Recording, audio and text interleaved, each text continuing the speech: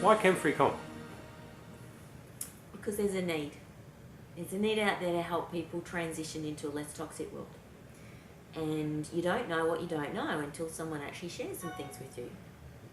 So for me, it was about cleaning up my environment, both internally and externally, to minimise my risk of a reoccurrence of cancer.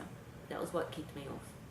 And obviously when you start to head down that track, you realise that it's actually pretty tough out there to minimise your toxic exposure. Until you start to head in that environment, then you realise that it's actually a little bit easier than what you thought. So what is initially quite overwhelming, once you identify that there are particular industries and alternatives out there, it doesn't seem as daunting.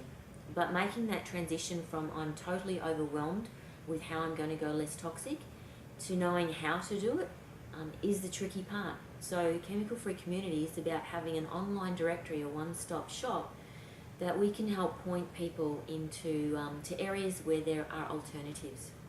So we're not selling products, we're not promoting products, we're really just trying to help you bridge that gap between wanting to have a less toxic life for you and your family and knowing where to start and where to look.